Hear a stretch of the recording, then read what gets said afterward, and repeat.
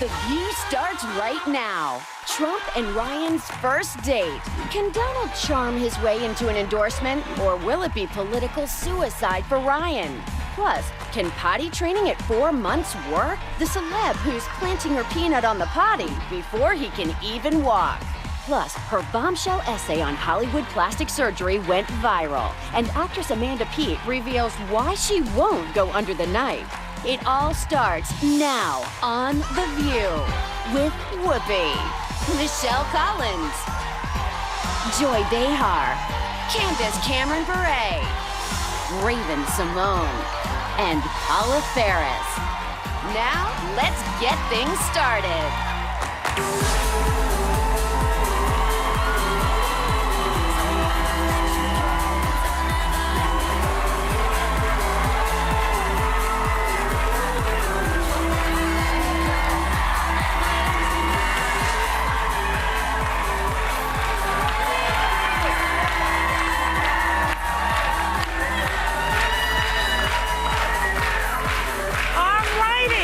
Wow, a lively crowd. Good. Hello, everybody. Hello. Hello, everyone. And welcome to, you know what it is, The View. Jedediah Bila is back at the table, and joining us as guest co-host today is actress and TV host Vanessa Lachey. You know, Vanessa is married to Nick Lachey, and when I did Nick Lachey's show, he serenaded me. Lucky girl. Really? Has he done that with you too? No. He hasn't? No, he serenades the kids, which is really sweet. Well, whatever. And the funny thing is, actually, Camden, my oldest, Camden is 3, my daughter Brooklyn is 1. Camden says, "Daddy, stop singing." And Nick actually goes, "Do you know people pay to hear Daddy sing?" Daddy's singing, put a roof on our head. And I'm like, okay. I've actually contributed to that. Doesn't he have an album for lullabies for kids? Yes. I have that, and I listen to it to go to sleep. Oh, it works. It so works. It does work. It's really good. That. It's on Thank Amazon. you. You're welcome. No, it's interesting that only people who are not from Brooklyn name their children Brooklyn, I notice. Like, I'm from Brooklyn. I would never name it. What if you're from the Bronx? Well, That'd be cute. Bronx. Nick's from Cincinnati, so I don't think Cincinnati would go over well. Like little Natty Lachey.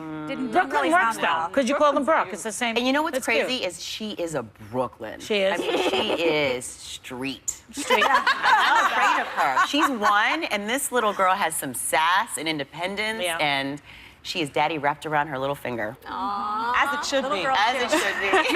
Well, speaking of having people wrapped around your finger, Donald Trump and Speaker Paul Ryan finally had their first date yesterday. And here's how Ryan said things went. Watch. We really don't know each other, and we started to get to know each other. So I actually had a very pleasant exchange with him. I think we're off to an encouraging start. It is important that we get ourselves to full strength so that we can win in the fall, because the stakes could not be higher.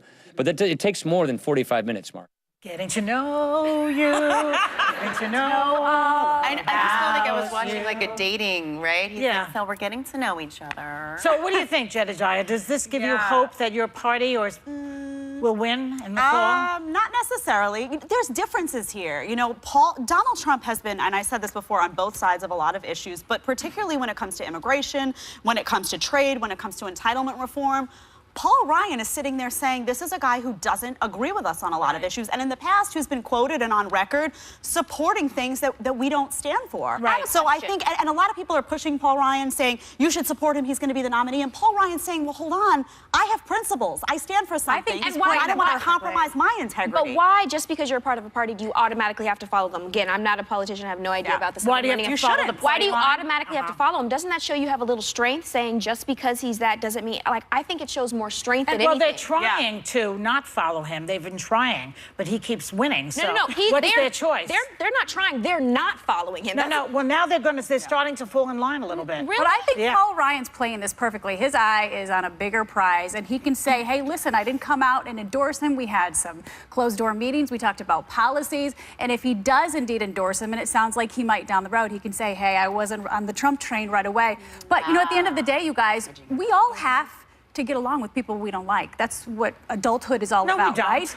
Yes, we do. Oh, no. So- we do have to work Oh, with people we come don't on like. me. We have to work with people we don't like. So I want to hear, what were you going to ask? Well, no, so I'm asking, so do you force the relationship because you guys work together? I mean, not here. That's a very good point. Clearly, everybody loves everybody here. Oh, yes. You know? I think you have to Well, find a common we happen ground. to like each other, this group, we do. Exactly. I mean, I Right. think you have to find like a common ground. Like, what can you talk on? What can you do? I don't have to have tea with you. I don't have to go shooting with you anywhere. And I don't have to agree with everything you say. I don't, but we can at least getting through the same front door. Okay, we made it that far. Let's move forward. But and it's good to know. I'd rather know if somebody doesn't like me up front, so I know not to push an issue more than I need that's to. true, but that's about friendship. But how can Ryan endorse Trump with a straight face? Because here's what he said back in December after Trump said he was banning Muslims from entering America. Watch. This is not conservatism. What was proposed yesterday is not what this party stands for, and more importantly, it's not what this country stands for. Not only are there many Muslims serving in our armed forces, dying for this country, there are Muslims serving right here in the House, working every day to uphold and to defend the Constitution. Okay, this is a deal breaker, in my opinion. I mean, not only is he for Muslims coming into the country, Ryan, he also is for amnesty for illegal aliens in this country. I shouldn't say aliens, illegal immigrants. And that's the thing, that some of the stuff that Trump has said could severely damage the party for years to come, because people are associating Republicans with some of these ridiculous comments that have come out of his mouth, out of Trump's mouth. So I think people like Paul Ryan and people with integrity in the party are saying, we've worked really hard to break down some of these stereotypes that people have about Republicans, and Trump, you're messing this up for us for years to come. So I respect people in the movement who are saying this guy does not represent me in these ways, not only policy-wise, but tone-wise, because some of his tone is terrible. I love it when people say this is not what America is. You're voting for him. Aren't you in America? The majority of the GOP. This is what's happening. We kill each other every day. Same race crime. Republicans, Democrats, this is what America is, and it's actually being a magnifying glass put on it right now. And you can't keep saying that, and it's sad. It is sad, but Trump is winning. So what does that say about America? Maybe it's good, though. I feel like maybe all this needs to come out, and This a lot of marriage things between need to the be two of these exposed. two is going to last shorter than You're Kim talking- Kardashian and Humphreys, that other one she was married Chris. to. What's his name? Chris Humphreys. What did the last This is 72 shorter days? than that marriage. Trust and believe. And if I were, Yes, that Sorry. just happened. That just happened. At least you didn't say Britney Spears and the one in Las Vegas. all right. Well, I say good luck to Paul Ryan. What I would do is I would get out of it now, don't endorse Trump, and run in 2020 on a clean slate. That's what I would do. 2020. I have to tell everybody, Paul Ryan is more conservative than Donald Trump, and that's the real reason that they don't like each other. The wife of NBA star Steph Curry, yes, she started a Twitter war the other night just for cheering on her husband. And some people tweeted that all women should be doing that for their husbands. You should be out there saying how great your husband is constantly. I mean, it really got ugly, didn't it, Raven? No, it really did. And I find it interesting that there's a Twitter war based on something good. Wait. Let's just start from the beginning. Didn't she just send a tweet out that said "Go, honey" or something simple like that? Yes. That's how it all started, and people It said, got upset "Let's about go, it. baby," after he scored a three-pointer last night. But the issue is people are like, some people on Twitter are going, you should be saying that to your men, and then their counter is, well, you should do something to make me say that. My thing is why are we fighting about something good on Twitter? Yeah. It's a nice thing she did. Well, it makes you get jealous that you didn't put anything good about your husband. Then you have pressure. You're like, well, man. I mean, it's so funny. I was just telling you this morning when Mother's Day came around, Nick said the most beautiful things, the most sweet things to me personally, not on Twitter. And then we were sitting there, and he's like, I guess I have to tweet Happy Mother's Day to you. Like, we're sitting literally having this conversation. I was like, well, if you want to tweet Mother's Day to me, and he's like, should I put a picture up? I'm like, I don't think we need a picture. So then he said, Happy Mother's Day to my beautiful wife. I'm like, thanks, sweetie. We had this conversation because we would hate for people to say, oh, well, Nick Lachey didn't tweet Happy Mother's Day to Vanessa, so clearly there's trouble. What I would say about that also is, these people who are constantly saying, oh, my beautiful wife, my beautiful husband, I love you so much. The divorce rate's very high. I would not put anything in writing. That will come back to haunt you. Yeah. Just to children. Children are forever. It's interesting Husbands how are there's not. like a weird pressure. Yeah. You know? It's like, there's a weird... public admiration almost. Like, why can't it just be enough to we can have this conversation in private? Why can't I tell you in private that I love you? No, on the same thing, they probably also blasted him for doing it because why are you putting your personal business out in the street? You can't win. Exactly. You can never win. Yeah, And if you don't support someone, you take heat. The bottom line is with social media the way it is today, someone's always going to have something to say about what you're doing, and it gives everyone a voice. It gives the good people a voice and the bad people a voice. So you got and personally, I don't want to hear how much you love your husbands. I really don't. We'll be right back with more Hot Topics. Still ahead, straight talk. Which ladies can't stand their natural curls and what it really looks like when they let the fro flow. Later, actress Amanda Peet shares why she's defying Hollywood by swearing off all cosmetic surgery, no matter how much it affects her career.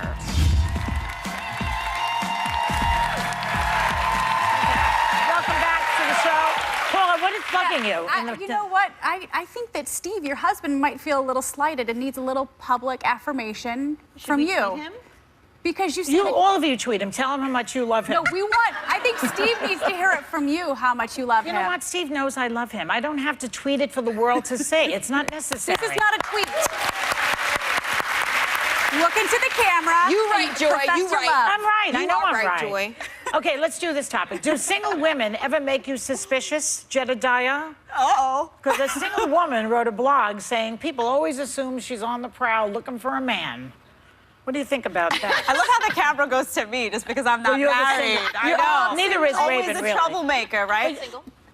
Oh, that's right. You have But someone. I right? find it interesting that they say that. That's kind of like they go, left-handed people, be careful. They might worship the devil. Like, what? That's old school. I don't understand I it. do get a lot of dirty looks, though. Every time I talk to a man, it's assumed that I'm flirting with him. Well, are you? Tell the truth. Never. I mean, I almost never unless you're like a nerdy Peter Parker type that no one else is gonna want. I mean, that's my type. That's the your guy type? that everybody else is like, I wouldn't date that guy. Well, I like you know that what? guy. You should go to the Republican convention. No, wait. I only date liberals. It's a little secret. Oh, she only dates I've liberals. only dated liberals. I've never They're dated not as a nerdy as conservative guy. Why wouldn't you date I'm just a Republican? drawn to a challenge. I like to duke it out all hours of the day. See, so. you're drawn to a challenge. To my point to worrying about single women, Yeah. I feel like because I'm married, I thought that I'm off the market, people will leave me alone. Right. Some guys see it as a challenge and they still continue to try to pursue you. I'm like, you do know I'm married with 2 kids, right? They don't care. Like, they don't care. So it's not just about single What about women. your husband? They But must that's what come I on was to gonna say him was, like I crazy. trust my husband. That's why I married him. We both, I think, are cut from the same cloth, a different cloth. We are in this industry, but we're very, we trust each other. It's other people I don't trust. So whenever he goes out, I'm like, baby, have a great time. Be careful. It's not you I'm worried about. It's the group. Well, if you really trust him, then you I don't. mean, have you seen If him you in really his- trust him, you don't have to worry about No, other but it's women. not him. I know the this sounds groupies. really old school, but like a roofie or something, or an inappropriate photo, somebody just coming in, roofie. and then I know that sounds silly, but That's not old. it's not. It's happens. That's still going down. You know what you need to do? Put a nanny cam on him. Just put a nanny cam on him and watch, see what happens. Do you have? And there's a difference between single women and groupies. There are women that literally go after those I mean, people. Joy, Nick sang to you, but have you seen him in spandex? Have you seen him in his old school 98 degrees outfit? Yes! That's why there's groupies. I mean, he wore overalls with no shirt underneath. He did. I saw that episode. So I don't We need trust to go some back to women. the spandex conversation. You have photos of all of this. I think it was actually just leather, but it was so tight it looked like spandex. So do you guys have parameters? I mean, as a married couple, I mean, I know my husband and I do, but do you guys have parameters in terms of like what you will do with the opposite sex and where in terms of having lunch or dinner with another person? No, wait a minute. What do you mean parameters? Like an open relationship? No, not an open. No. Oh my gosh, no. That is not where I was going. Not an open relationship, but you guys are both business people. Yeah. When you have business lunches, are you comfortable if he? I am so comfortable. I mean, he is such a good man. He's such a good daddy. He's such a good husband, and he respects me. So I'm extremely comfortable. But again, it's not him that I'm ever worried about. Right. Sometimes it's. other people. I think that's the key, though. You have to be with someone that you feel like you can throw them into any situation, Yes. and no matter who's around them, you can still think about it and be like, you know, behave yourself when you watch some of these ladies or whatever, but you know your man, and there's no greater gift than being with someone that you can say, you know what, no matter where he travels or where he goes or goes for the other side, too, you don't have to worry because you know who they I are. just love it. She's like, you know your man. You know your man. She's I'm from Brooklyn. I'm Brooklyn. I love it. Yeah, at I'm the Brooklyn same like time, your daughter, so. I know my husband, but I also know that we're all human and we're all capable of doing some really Exactamente. bad things. So I just, my thing is, don't put yourself in a bad situation. I'm always skeptical of men. These putans are on the prowl out there in the offices. They're all over the place with their short skirts and their high heels. You know what I mean. I taught you that word the other day. It's Italian, putan. It means trampy. Does Steve get hit on by putans? Steve is scared. No, Steve. One time we were at a party, and I went to the bathroom or something, and I come back and he's like white. I said to him, and he's a Caucasian, but he was whiter. More than? So He's whiter. yeah. So I said to him, "What happened?" Nothing. He said some girl came over to him and she was like, "Doobie doobie doo." And he went, She says, "What are you doing here?" "I'm waiting for my girlfriend," he said. And that was the end of her. So you have to make And sure then I your love that you man felt is the need to frightened tell. of you. Is my point. That's the key. Okay, he's not though. He's anyway. Joy, I'm frightened of you and I'm not your man. I so. told him anytime he wants a hall pass, if Heather Locklear comes on to him, she can do it with him. I don't Is that care. his hall pass? That's his hall pass? Heather, Salma Hayek, He has hall passes. Halle Wow. Berry, those are the women. What are the chances of those women coming on to my husband? Zero. We'll be right back. We'll be right back with more Hot Topics. Zero. Later, is President Obama crossing the line with his guidelines for transgender students' access to school bathrooms?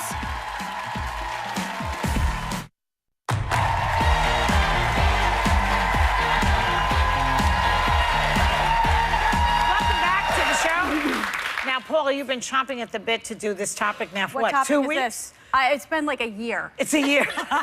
All right, so pestered here's the topic. Experts say that having children is bad for your marriage. The reason is because as the bond grows between mother and child, the one between husband and wife takes a hit. And that's what happens. What do you think?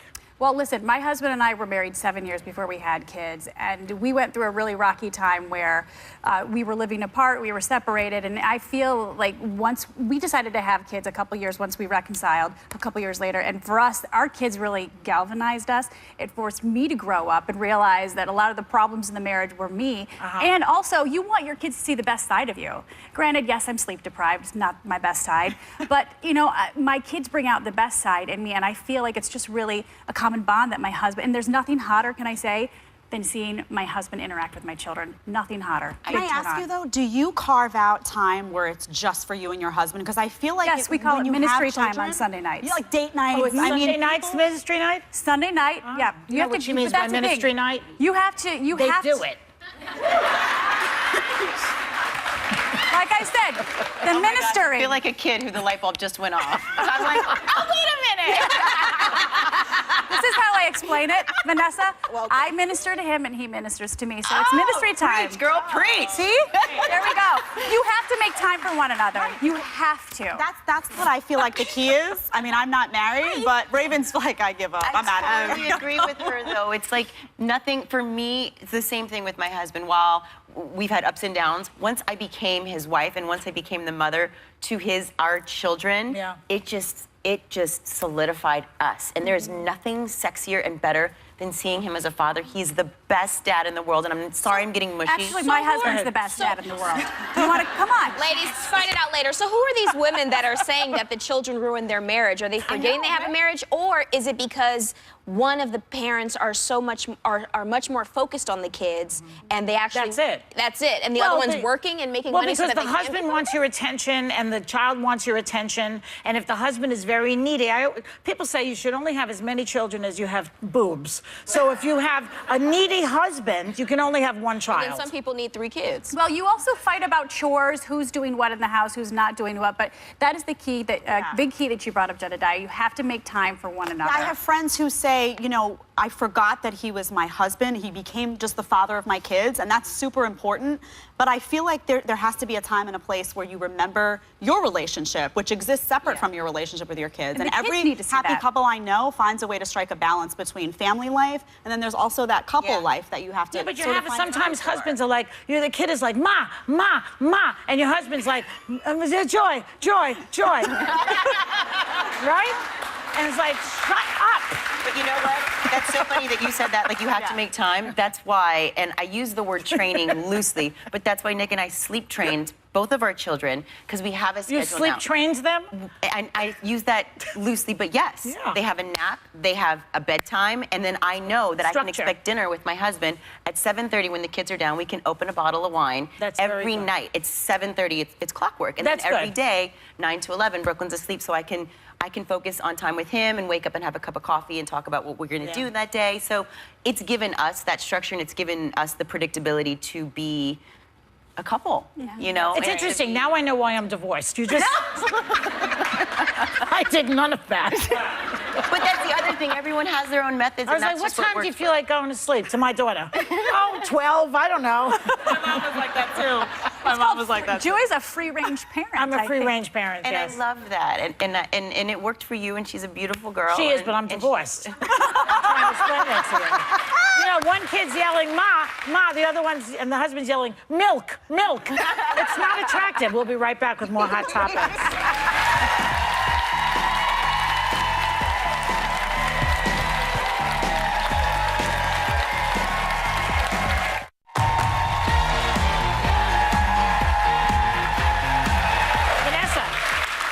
My dear. Yes. You're very cute. Now, I know that you are working with our sponsor, P&G, on a project that's important to you. Tell us about it. Yes, sorry, I literally ate an Altoid during the break, sorry. I'm like swallowing it. I am. I'm partnering with P&G, and we are doing the Children's Safe Drinking Water Program, which when they asked me to do this and to help raise awareness for this initiative, I was gung-ho. I'm a mother of 2, and the thought of not having safe drinking water for my children actually really hits home. There are countries in the world where they worry about that every single day. And so P&G scientists have created this packet, which you can see in the video, that cleans water. And this month is a huge celebration because they've delivered their 10 billionth, with a B, liter of clean drinking water to children across the world. And the goal is by 2020 to have delivered 15 billion liters of drinking water to children across the world. And so what they're doing is for every $1 that we donate, they match it 10 times. So they will donate $10 for our every $1, up to $1 million to help kids across the world. And Excellent. That's really good. That's great. Very important. Very important. I mean, if you don't have water, you don't got nothing. You don't got nothing. That's right. And we do something that we take for granted on a daily We do. basis. I We mean, do. Which we should showering. not. Exactly. Okay, this is a story that was in the New York Times. They had an op-ed piece in praise of naturally curly hair. They say that it's making a comeback. When Are did you it leave? excited? I've always had curly That hair. it's a Y'all late. feminist statement. Huh? What do you... No, is that you, Joy? Oh, you know, this picture... I was- Joy, is that you? Yes. Joy, that is Oh, you? Yes. Joy, are you Wait. black? No, I know. Joy. I was so cute. How cute I was. Are you my auntie, Joy? No. That is me. My word. What year is this? Circa I what? was 29 years old. It was a Halloween party. I went as a beautiful African woman. Oh, yes, you ain't black. But that's my hair. That's my hair. That you could be, yeah, but it is. So the whole point of Why this are is you that curly upset with hair me is now? coming I back. thought That is me. Did you have tanning lotion on, Joy? A little, I had makeup that was a little bit darker than my skin.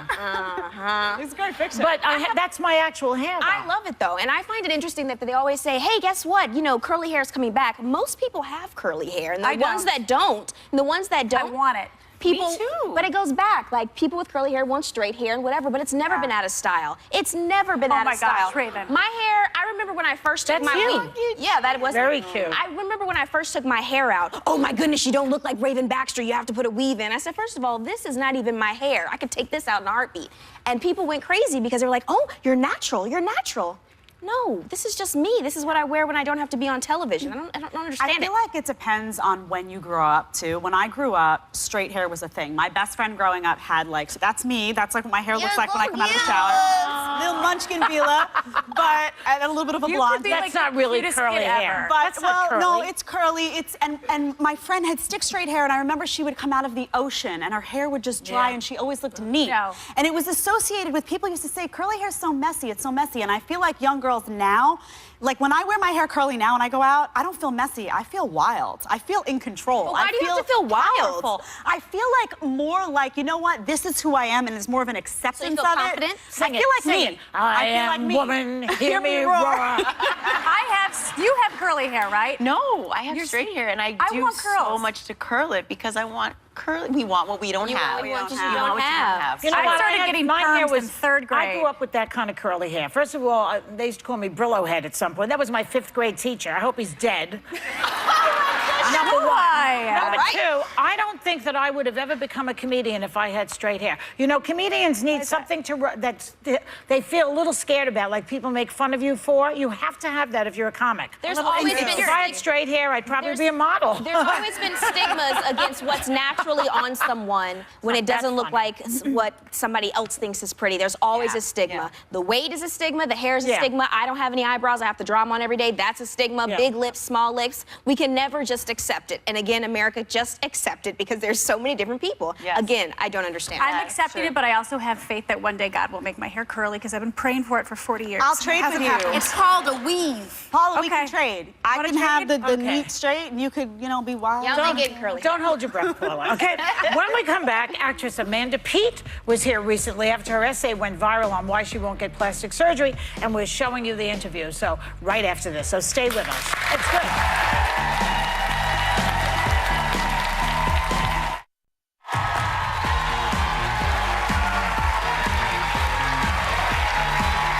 Okay, Amanda Peet has always been one of our favorite actresses, and she recently made headlines for her candid and refreshing comments about plastic surgery and aging gracefully in Hollywood. Please welcome the very talented and courageous Amanda Peet.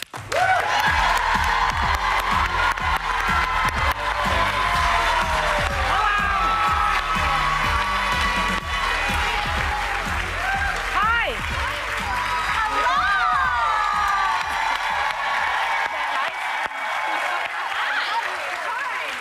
Lovely. Isn't that lovely? You look lovely. Where do you get that kind of response in your daily life? Nowhere. Nowhere. This is so fun. I don't know if I'm gonna be able to do anything except. Wow. Okay. You're away Sorry. from your children. I know you have 3 of them, so this is a little bit of a reprieve. Yeah, it's really Enjoy so it. exciting. You know, one of the reasons we wanted to have you on because you tickled our fancy this week with an essay that you wrote. Yeah. Let me see, on LennyLetter.com, which is a newsletter created by Lena Dunham. Yes, the Who- inimitable Lena Dunham. Yes. And Jenny Connor. Lena is one of a kind, I must say. And you wrote about the things that you will and will not do in the department of, shall we call it, aesthetics, right? So why did you write that letter? Well, Jenny Connor approached me. We are moms at the same school, and it's just something I've been thinking about a lot because I'm 44, and a lot of people I know do injectables and do have work done, and so it was a huge topic of conversation just with my friends and stuff. So, so I decided to really settle down and think about it. And what did you decide? I decided that the way I feel about getting work done is sort of like the way Olympia Dukakis is in Moonstruck when she realizes her husband's cheating on her, and then she goes around asking people why, and finally the doofy brother says, because they fear death. And so then she And that's why she... Cosmo comes home and she goes, Cosmo, I want you to know no matter what you do, you're gonna die, just like everybody else. So it's actually fear, because you said you've had your teeth bleached, you've highlighted your hair, you've had your skin peeled and laser, but you've drawn a line at I'm so vain. injections. I'm truly vain, so I mean, I don't really have a leg to stand on. Why do you draw the line there, though? Why do you draw the line there? Well, I think probably if I were a physicist or something, I wouldn't be as worried about it, but I think for me to be a decent model for my daughters, I felt like I'm already coming in at a deficit because I'm an actress, and so much of what we do, you know, our looks have so much relevance in our work, and it's absurd. It's absurd for them to grow up thinking that's normal. But you're You in draw one of the the line. biggest industries in the world. And so what are you going to do about it when your face starts to age and you're not getting any work? What are you going to do then? Hopefully she'll play an older character, because there are other characters that need to be played in Is that TV. what you would do? That's my question. I never understood that. Well, I don't blame my age for not getting jobs. I mean, you know, I definitely think the business starts to contract for women who are older, but I also never hit the big time, so that's... To us, you did. Of course. You are the big time, Amanda. No, I know I'm big time. I think what's interesting is you mentioned your daughters, and as moms, we have so many moms in the audience. As moms, I guess we are the role models, especially for our little girls. So what do you tell your little girls about just you know, how do they feel good about themselves in this society when our looks as women are so focused upon? Yeah, I mean, it's a very tough subject matter, and they're not even preteens yet. So, but it was something that I really started thinking about when I think Frankie was about 6, and she would just see me in hair and makeup, and you know, and then my sister, who's a doctor, would come visit, and her daughter was so bewildered, just so innocent and bewildered by how many shoes I have. And The doctor's daughter. yes, my Maybe that's sister's a why. doctor. Can we clarify, too? You said you draw the line at injections and going under the knife, right? That's where you draw the line? That's now. what she said. For now. So here's my question. Here's my question. Okay, So we sorry. obviously talked about it on the panel, and it actually shines some light on what we would do. What are other comments and backlashes that you've been getting from this article?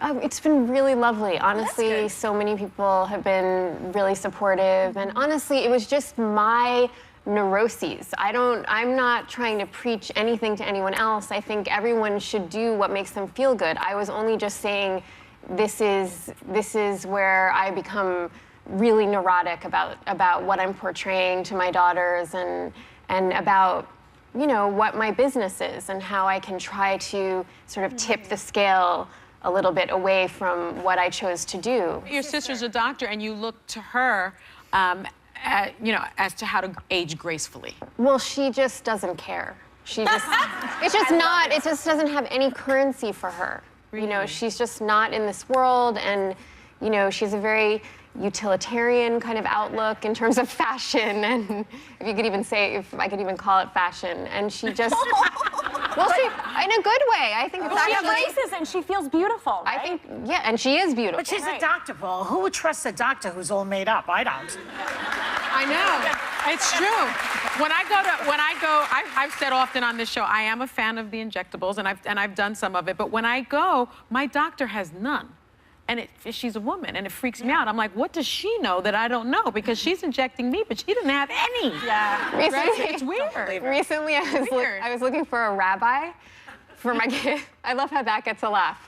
I was looking for a rabbi. Joke? It's a Like, setup this is the for a beginning of the joke. joke, okay. And this woman came over, I was meeting with this rabbi, and literally she couldn't move her face. And I was like, I don't know if That's what you you can be my spiritual guide. I don't know if you can help me with my fear of death, because it looks like you're not really that comfortable with it. Before you go, I've got to ask, you were talking about sublimating death, fear of death as well. So let's talk about Game of Thrones, because your husband is one of the show's creators.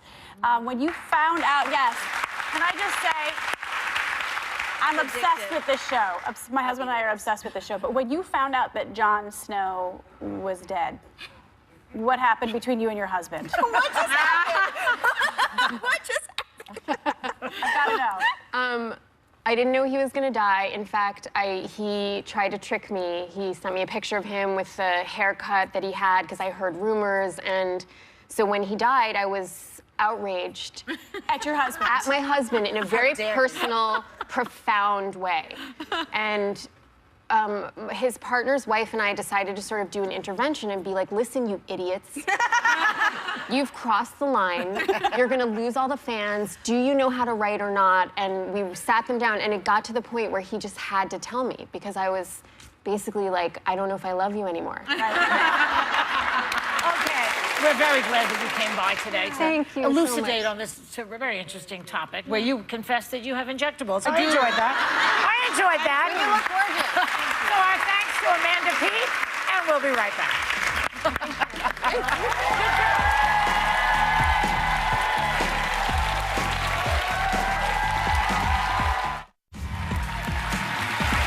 So, as you can tell, we talked to Amanda Peet earlier this week, and she was great. Now, the season finale of the ABC series The Family airs Sunday night at 9 p.m., and be on the lookout for some very sexy guest stars. Watch. Yeah, what's the story there? Soccer mom parks a minivan at the governor's office. That's the story? Yeah, you know what? The woman's been through hell with her family, and instead of just like crawling under the covers like you and I would do, she runs her office. On what platform? You know what? I vote for her. What, based on her son? Yeah, based on her son. You know, for 10 years, this poor kid, he was kept in some kind of a dungeon. I mean, what was it even? A hole? A pit. It was a dirty, disgusting underground pit. We became thespians that day. And you can catch The Family Sunday night at 9 right here on ABC. Paula? Make room for that Emmy, okay? Clear some space, Joy. All right, So everybody. last week you launched a digital thing. Not I, but we collectively launched a new digital series called The Inside View with Kelly Rutherford. And this week, Kelly talks to the Scary Mommy creator, Jill Smokler, whose parenting blog gets more than 15 million hits every month. To see the full video, visit our website, abc.com/theview, or on our Facebook page. Okay, well, then TGIF, we're done with this week. We had a thank you so much for joining us. Guys, and actually, I think on your website also that you just mentioned is the link if anybody wants to donate to help. Absolutely, and have a great day, everyone, and take a little time to enjoy the view.